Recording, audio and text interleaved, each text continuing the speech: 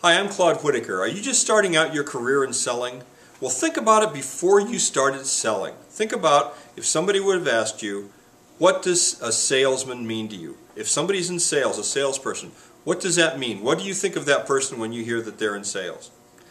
Well, sometimes it's kind of negative. You're going to hear things like, well, somebody that talks you into something, somebody that pressures you into something, somebody that convinces you of something that you don't really need, somebody that sells you something that's too much money that you don't really need, somebody that takes advantage of you. The words like scam and things like that come out.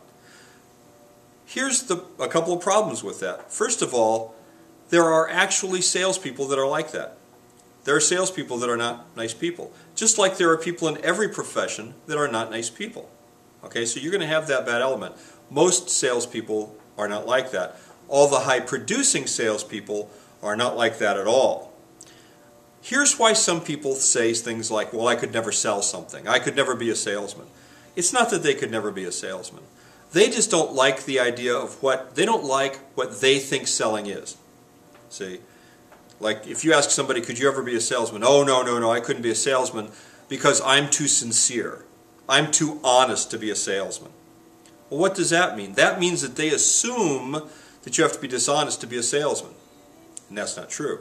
In fact, being dishonest when you're selling is one of the sure ways of guaranteeing that somebody's not going to buy from you, because most people, especially women, they're better at this than men, I hate to say this, most people can tell when you're not telling the truth. Why? Because we give off signals, and we have body language, and we have, our eyes look a certain way when we're telling a lie. See? And you can't help it. You cannot help by looking a certain way when you're not being completely honest with somebody. Sincerity shows. So you have to be sincere. The reason you have to be sincere is because that person has to believe that you believe what you're saying. And the only way to guarantee that you're going to believe what you're saying is if what you're saying is absolutely true.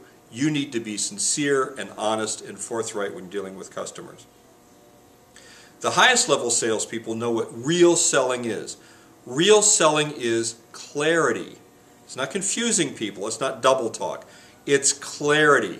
People knowing exactly what they're getting. Okay?